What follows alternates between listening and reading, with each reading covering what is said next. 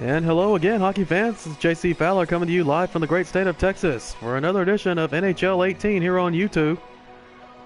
And yesterday I brought you a franchise mode with the Seattle Thunderbirds expansion team. And today I'm going to bring you an expansion mode with my other expansion franchise, the Houston Aeros, who hope to get an NHL team someday.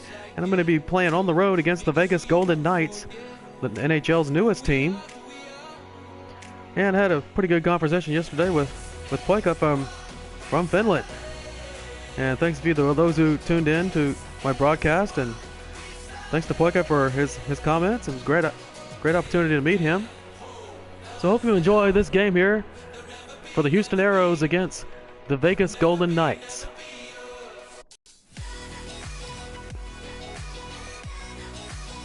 One good feature they have here in this year's edition of this game, you get to simulate through the years, and you get to redo your team's jersey, your custom jersey or your relocated team's jersey. Wish you could do it for all the teams. Definitely, I would like to redo some of the teams' jerseys in the NHL as well as the AHL. Really like my team's jersey, the Texas Stars.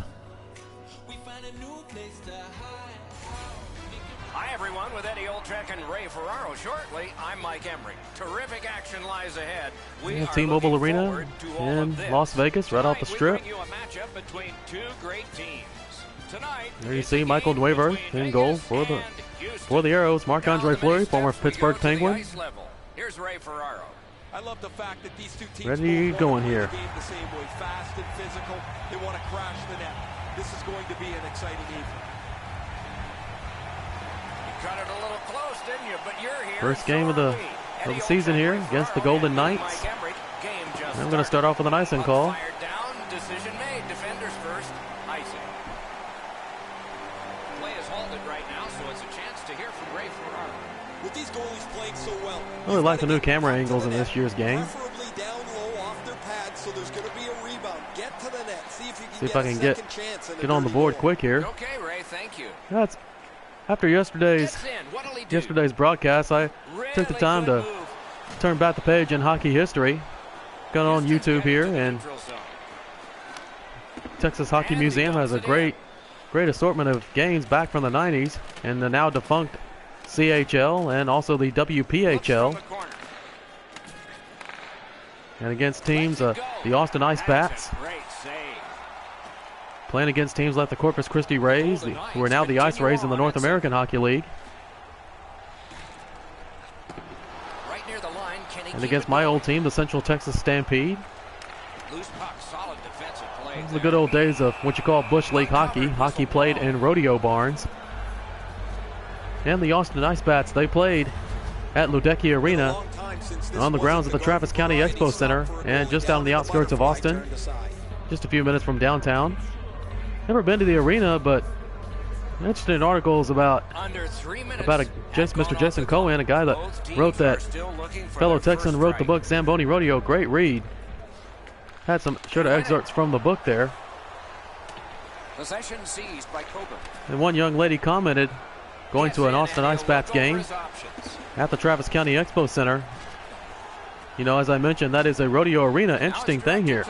You know, that is the only arena in history where I've seen players' respective benches opposite from each other. The arena was so small that they couldn't fit both benches on one side of the rink there. So they had the team benches opposite of one another. And I think what doomed the Ice Bats, not only they didn't have much success on the ice. I mean, they made the playoffs a couple years and made the final series a couple of times in the CHL and WPHL. Never won the President's Cup. But they had a good following of Bats fans down in the capital city of Texas.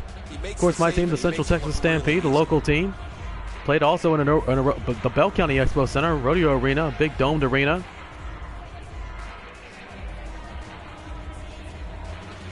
But anytime the Bats and Stampede would play against each other, crowd was 50-50, drew some really good crowds earlier in the season. Of course, the Ice Bats led the league in attendance the first couple of years of play.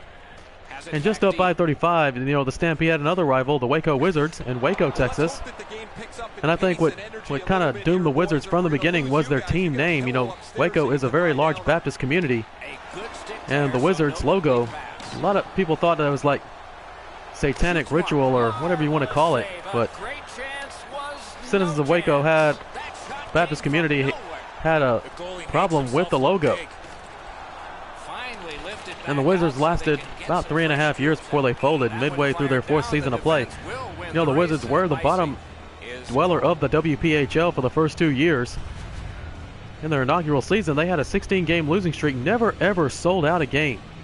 They only average 2,000 fans a game. They've only gotten over 3,000 just a handful of times.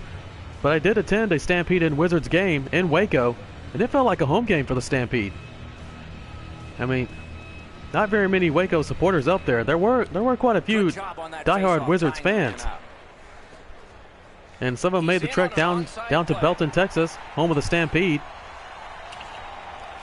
But like I said before, they didn't get a really good following down in Waco. With a shot. Oh, what a break. That shot hit somebody. And the Wizards struggled from their inception, but you know, the 3rd year of existence, they did win the WPHL Central Division title. Coach Todd Lalonde, he introduced an NHL style of play to the low-level minor league. And the Wizards did very well that year. They won the Central Division title, and they thought they were going to win it all. I thought they were going to, but unfortunately, they still couldn't draw the crowd, draw big numbers in the crowd. The game that I attended in Waco, you know, the Wizards were up 6-0 on the Stampede. And the Stampede came all the way back from 6 goals down and won that game in a shootout. Very exciting game, but not if you're a Wizards fan. I think that one might have been the beginning of the end for the Wizards, and there's about 3,000 fans there that night. Pretty good crowd. Of course, half including myself. Well, got on the board there. Aeros got their first goal of the season. Doesn't get any better than that. He gets goal number 1 in game number. A lot of new teams here for the Houston Aeros. A few of them came up from the Austin Ice Bats. I got rid of Jordy Ben in year 1. This is actually year 2. And Elias Peterson spent last season in the AHL with the Austin Ice Bats here on NHL 18. But, you know, talking about the Waco Wizards here, they never really did get a good hockey following down there. You know, back in the 50s, 40s and 50s, you know, Waco had a really good professional sport. It was a professional sports town, believe it or not. They had minor league baseball there. But when that left, you know, nothing really came back. I mean, they tried arena football there. The Wizards, they played at the Heart of Texas Coliseum. And the building is a very old arena, a very wide open arena.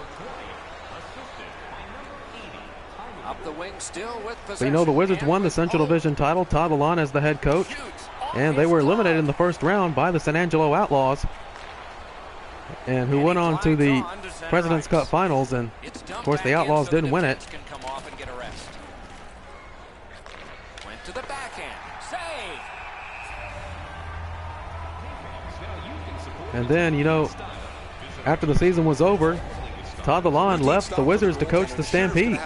And about half of the teams that he won with in Waco now play for the Stampede, and I think that right there was the beginning of the end for the Wizards franchise. They struggled mightily in the year after. The following season, Lalonde was coaching the Stampede. A lot of Wizards fans were really upset with Lalonde and some of the players for leaving. But then, maybe halfway through their 4th season of existence, they and another team called the Abilene Aviators, they folded. And the Abilene only lasted 2 years in the league. That was their 3rd year in the league. And of course, when you go to a hockey game, what do you expect for them to sell alcohol there?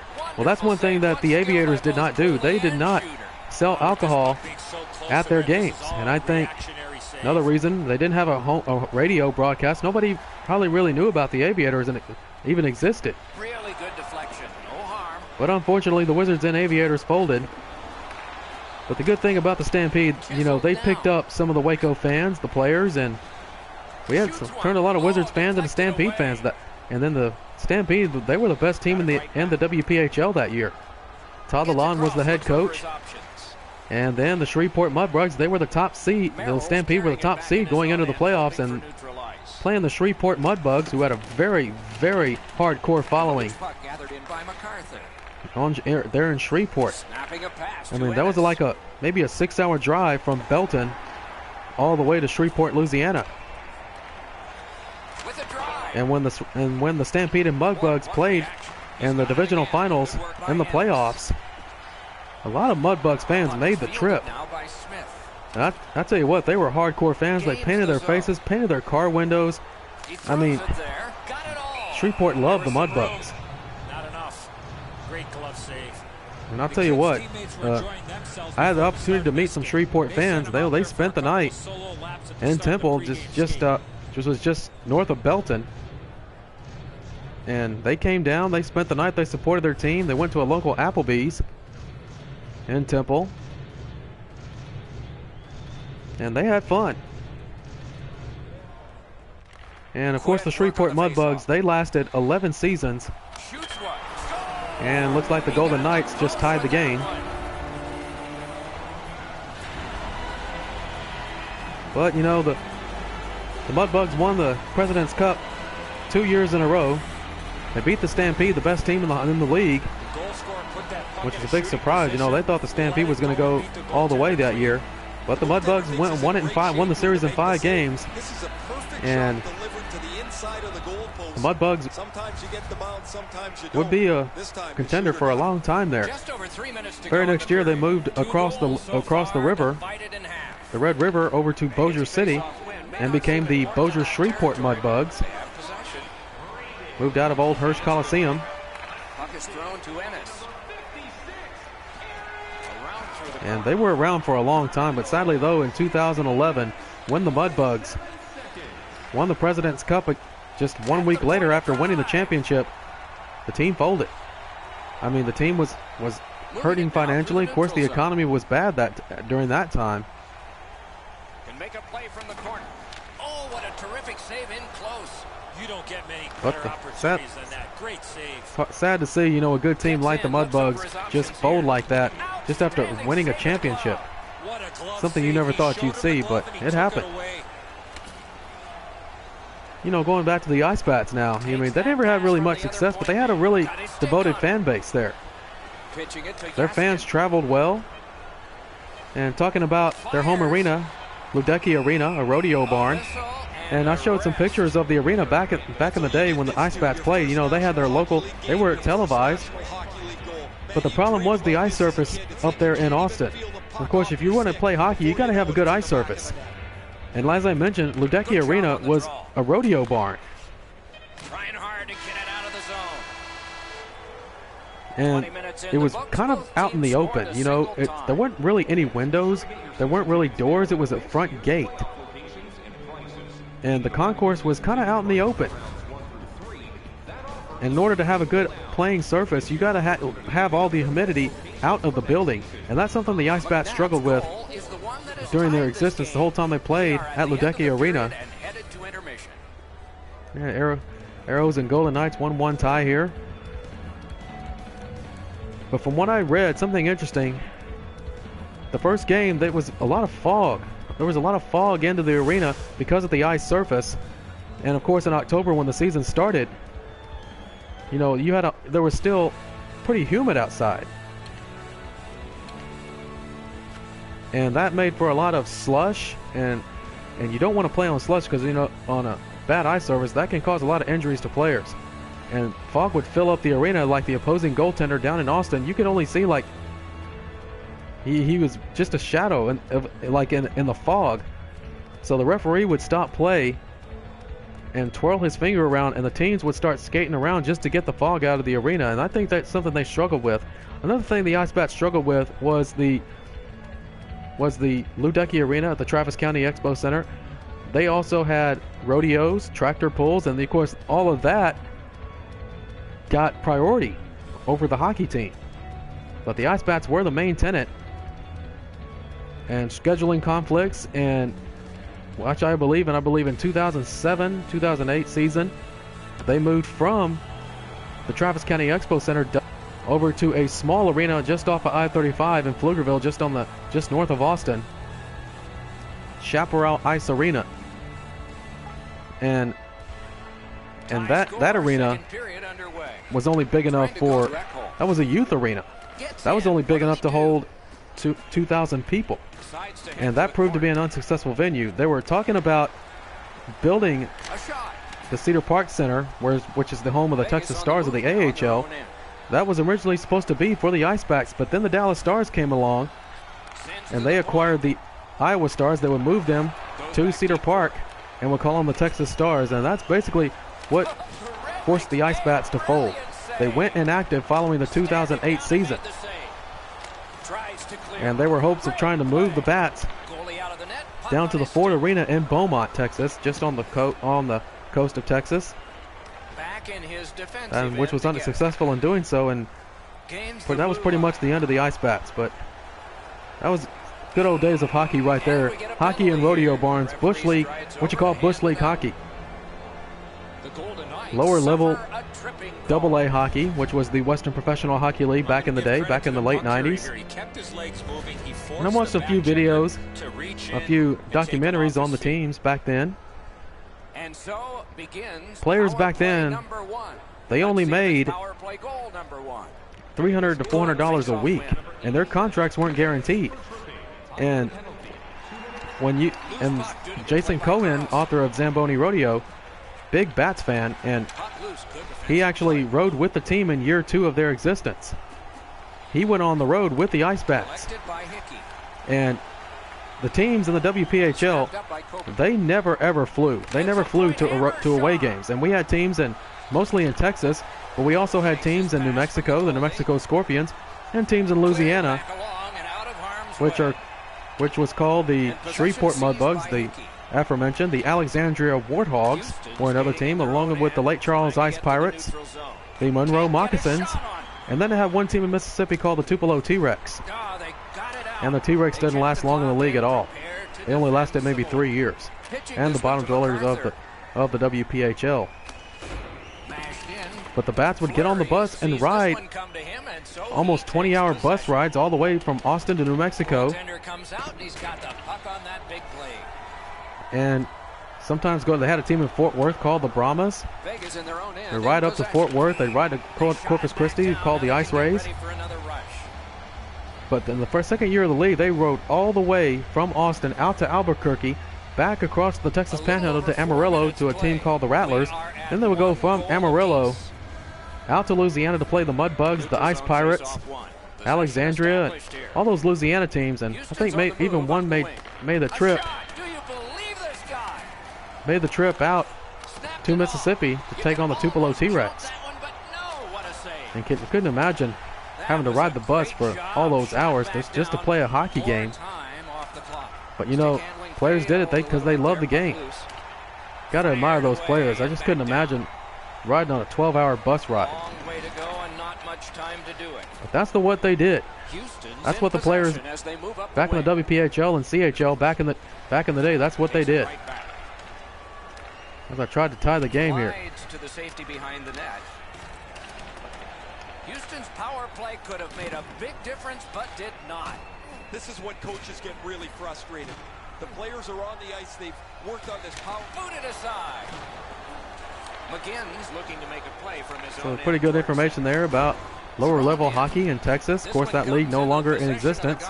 The WPHL wouldn't really fold, but they would merge with the Central Hockey League, and which stayed around for a pretty long time. But just a couple of years ago, the CHL is no longer in operation, and the remaining 7 teams of the CHL are now in the ECHL. Go ahead and ice the puck here. Got a 1-1 hockey game. Houston Aeros and the Vegas Golden Knights. Down the ice, and again, they're going to have to be in a defensive posture here. The faceoff is right in front of their goaltender. Icing is called. Vegas can't expect another save like the one we just saw. Their goaltender came up large to bail them out. But as I mentioned before, those were the good old days of hockey back in Texas. At one time, they had more professional hockey teams than any state in the Union or province in Canada. A good tie-up on the faceoff. Now in Belton, his team getting the puck. where the Stampede once existed, they tried a couple years after the Stampede folded. They brought in a junior hockey team, and they called them the Central Texas Blackhawks. Possession taken by Gasket. And of course, we have a nearby Army base, Fort Hood, here in Texas. They were named after a helicopter, so they want to go with military names. He gains the zone.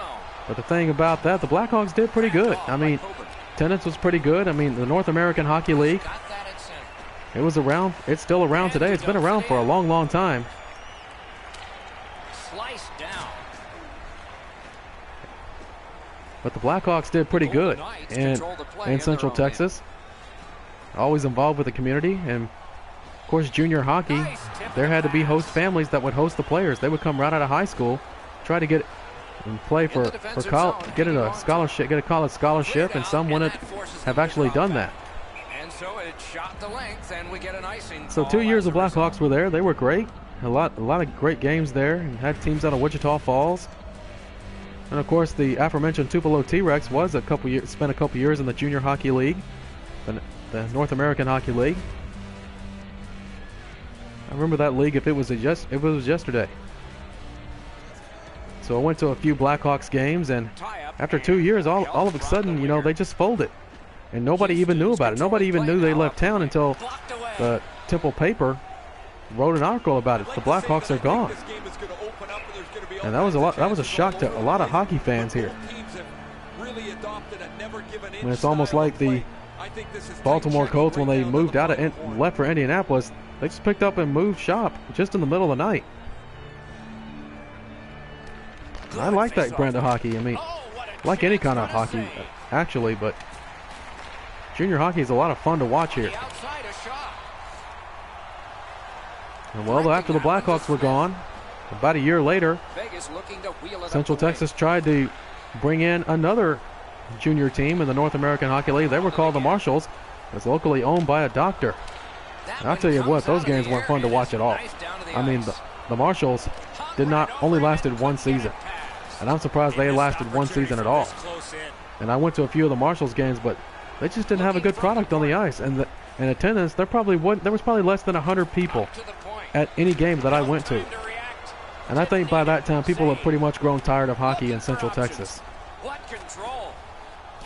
I mean, I sat in the front row right along the glass. I mean, but the team, you can't put a product out in the ice. No, you can't put anybody in the seats. And that's exactly what happened with the Central Texas Marshalls, the third and final hockey team that came out of Central Texas. They would be losing games like 8-5, or 5-0, 8-2, and charging fans $20 a seat. I mean, who wants to pay $20 to watch a team lose that bad? And like I said, the Marshalls didn't last long at all. They were out after only one season. And I don't think half the people knew the Marshalls even existed. And sadly, that was the end of hockey in Central Texas. Possession and moving up the wing. Terrific charging down the ice. He won the race. Play continues. Carlson's cutting through the neutral zone. Lets it go. Great stick save. I hope you're enjoying this game so far. 1-1 hockey game, Houston Aeros, Vegas Golden Knights. Looking forward for the regular season of the National Hockey League to start again, as well as the American Hockey League. I follow those leagues really closely.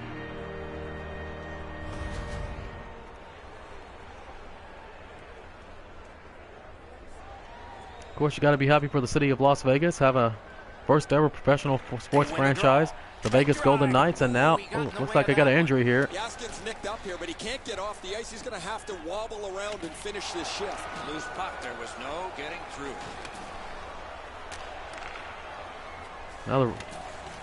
Now the Oakland Raiders are prepared to move out to Las Vegas. Oh, he was lucky to make that. Almost lost the lead there. Now where's the puck at? There it is. Houston's waiting to get things organized in the defensive zone. Passing one off now to Pouliot. Onside. Shoots one. Gloved. Good shot, but not good enough. Shooter allowed the goaltender to make a beautiful glove save. Gaskins laid it all out on the line. He was injured earlier in the shift. Still had enough jam to get out and block the shot.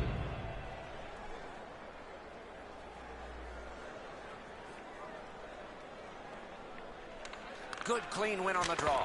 Didn't get through. To Perron. He is shut right off. There we go. He's been Good looking hit. for that hit all night. Well, into the second period, we have a 1-1 hockey game here. It has been played, and that's the fun part. We now look forward to the third. Stay warm and stylish in the ring with our specially priced item tonight. Our Game Team Scarf, priced at just $10.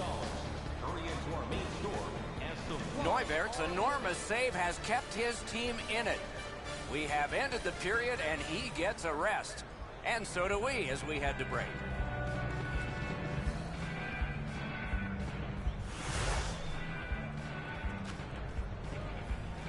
A pretty close hockey game between the Knights and the Aeros. 25 shots for the Knights, 22 for the Aeros.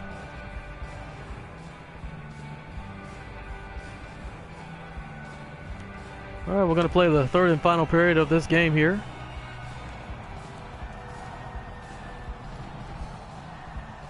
And here's Ray. Just spoke to a representative from the road team. They're going to be short a player for the rest of the night. The injured player won't come back. Third period underway, tie score. Vegas in control as they travel up the wing. Look out. Fires. There we go. And the loose puck regathered by McGinn. Out in front. What a save. Good Terrific save by stop Neuwirth right there. in front of the net, but you gotta find a Here way we to go. put See if the I can puck take the in lead net. here. Big chance here. Gloved. Nope.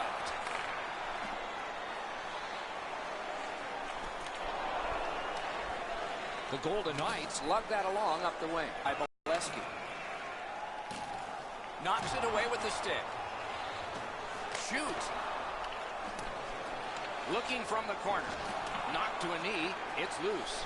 And looks like I'm going to get a penalty for that. He can start some Don't see danger where the here. penalty is. I don't hope. And the change Surely is that made. wasn't The important. They're goalies probably and going to the call bench have to cross-checking. Looks like Play is stopped. it There looks is a like the Knights are signal. going to go on the Just power wanted to play. see who it is he's taking off. Houston's 2-minute penalty is for cross-checking. You Yep, can push with cross-checking. your stick, but once you cause separation from the attacking player's back, this will be a penalty. There's always a start to your power play night, and this is number one. Nice face-off work. Cleared. A lot of work, but penalty time less and less now. The power play unit has to recoil and try yet again. Vegas moves well through the neutral zone. And quickly to Perron. Save!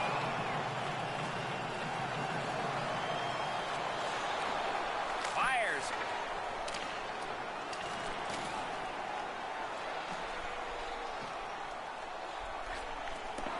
And he's able to keep it in. Puck almost picked had a up here. breakaway there. Just couldn't hold on to the puck. Hangs onto it. Out of the blue line. No room for a pass. Oh, the pass just There we didn't go. work. Looks for room. Look out. Pressure mounting here. Great There we go. point-blank save. You want Yeah, to just score cannot goals, get the you puck have out. to go to this Get it out of area. there. Hey, Doc, give and go hockey. You gotta love it. Centering pass. He scores. And they take the lead. 2 straight goals.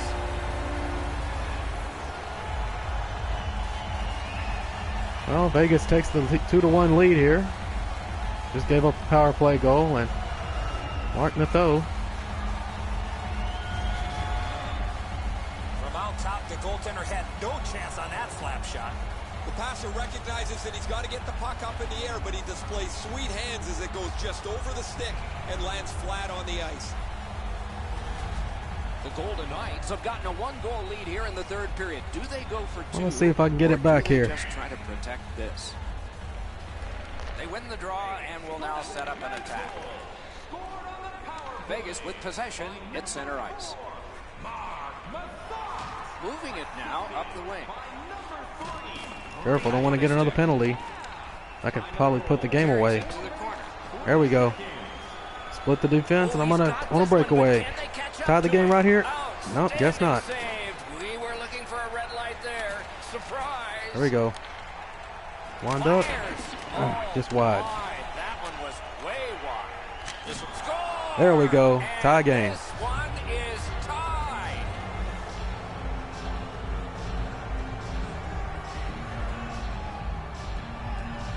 Ryan Sproul, first goal of the season, 5:51 left. Thankfully, that shot did not hit the goaltender because that thing was labeled. Fleury's just not able to catch up to that rocket onto the stick side, Edzo. Good hard slap shot by Ryan Sproul, and now I got the game tied up now. And we'll try to go out and win it. Third period for more excitement. They've won the faceoff. Carrying through center on the wing. Up the wing with it now.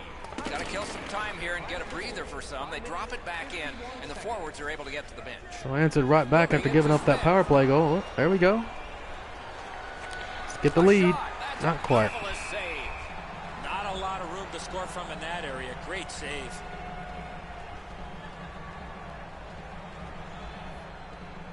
Just under 7 minutes have gone by in the third. The winds have shifted yet again. This game is back in a tie. Hats hits one. Oh, not quite. And snap the carry. Shoots one. Ouch. Chip down. In the slot. Oh, perfect setup. Shot answered quickly. Pass attempt to Carlson. I'm trying to make a push here to The Golden Knights see if I wheel can it take up the the lead. wing. Picks it up back there. There we go. Up the wing. Oh, 3-on-2. Into the attacking end. Perfect. Shot, Oh, outstanding man. Save. What magic even to get there and get the shot Oh, off. Fleury's a pretty good goaltender there. Terrific Oh, lost the puck. determination by Carlson. Oh, this ain't good. Solid defensive position there. There we go. Houston setting things up through the neutral zone. Gets that one on across. Outstanding save. Looking for Change options out my up the defense wing. there. Nicely into the zone. And they've got it again.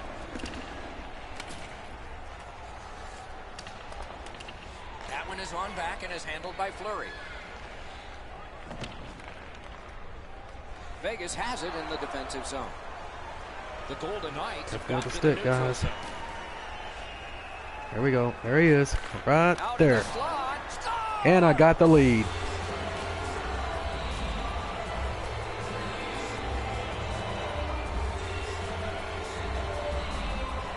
Matt Bolesky. You get this close to the goaltender, the puck on your stick, you got to snap it quick. The goaltender looked pretty surprised here, Edzo. Good delivery, and the puck beats him on the low stick side. Houston's gotten the lead here, breaking the tie in the third period. What a raucous ride to the finish we're going to have now. And they've won the neutral zone faceoff. Houston's carrying on up the wing. That one comes back. Goalie's allowed to handle this puck, and he does. Looking to carry it. It's almost like these teams are mirror images of each other. There's no room on the ice. Nobody has been able to spread out the play and generate a whole ton of scoring chances. The airplanes, the buses, the hotels, they're tough enough when you're up here in the booth, Doc. Having to do all the travel and then play some hockey games, I miss it, but I don't miss it. There are no easy stretches for a team when you're playing in this league. And they've won the faceoff. It's an onside play. Look out. Oh, no. He Oh, heads no. right for the net. Ooh, there we go. Outstanding save. Difficult opportunity. Not often you're all alone in front of the goaltender from this area of the ice. Great save. Merrill's in his own end, headed towards center. Shot. That shot came from right in front.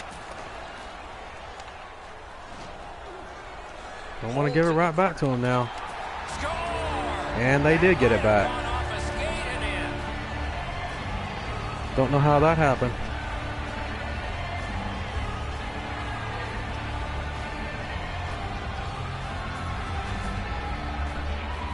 Edzo, sometimes you just get so lucky. He's not shooting the puck. Yeah, he did get lucky. The goaltender's fooled as the puck doesn't come with any velocity at all. Well, we got a 3-3 game here.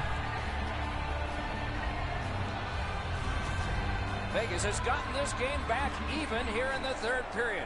A fun way to go down the home stretch of the contest. 5:23 left, just enough to get the lead And back. they take that neutral zone faceoff. And now it's directed to MacArthur. Gets in. What'll he do? Wonderful chance was set up, and the pass just goes wide. 37 seconds. Got it at the point. There we go. With a shot.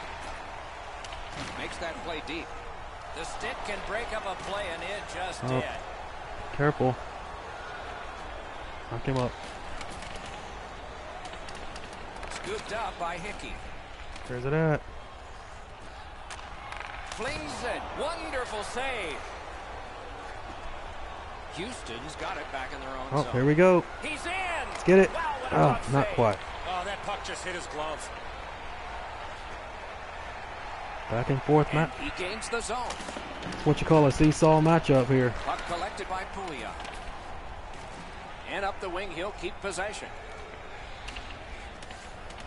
Smart recovery by Smith. Loose puck taken by Pouliot.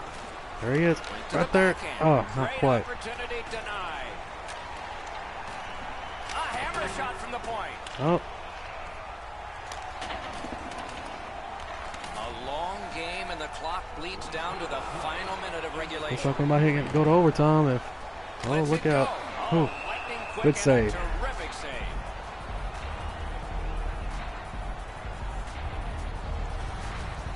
Have no idea how he stopped that traffic all over the front of the net, but he keeps the game tied with a terrific stop.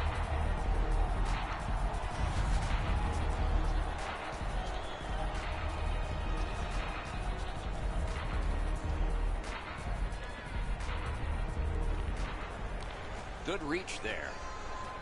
There we go. Trying to keep Come on it now, wedged get one along more. the boards. There he A is. shot. Score! Got it.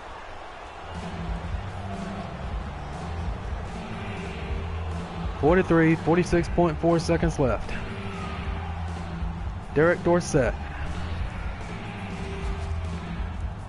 The goaltender had no chance stopping that puck with the quick release. Enzo, I got a good look at this one. He's in the butterfly. It looks from my position like he's got the entire net covered. Obviously, there's a little bit open.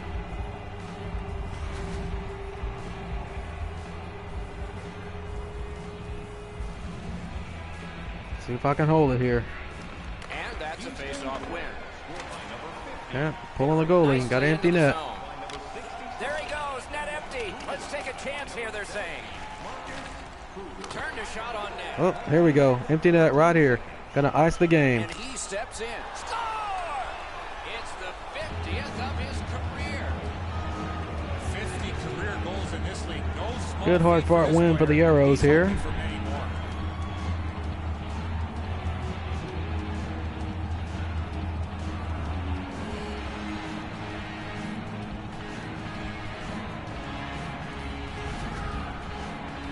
Dorsett's got the goal, and this game is over. The comeback from that empty netter will seal the deal.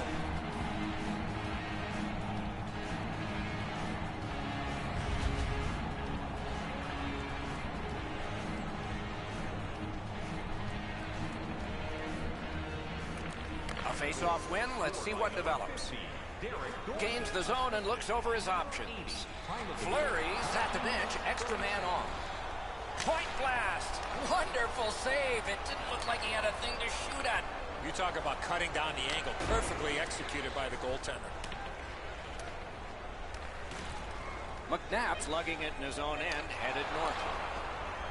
Snapping a pass to Aiken. Puck loose. Couldn't drag it through.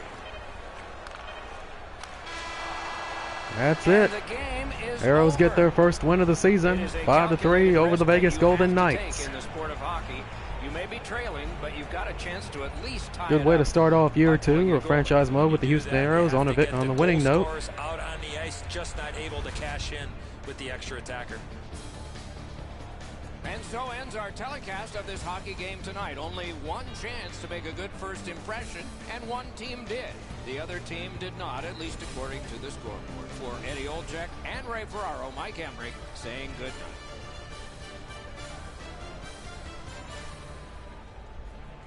So the Aeros get a 5-3 win over the Golden Knights. Good way to start off the season with the Houston Aeros. 3 stars, Dorsett. McNabb for the Golden Knights, 2nd star. Alright, well that's going to do it from here. Thank you for tuning in, and encourage you to subscribe to my YouTube channel, as well as follow me on Twitter at jcfowler80 at twitter.com. So thanks for tuning in, everyone. Have a good, safe week.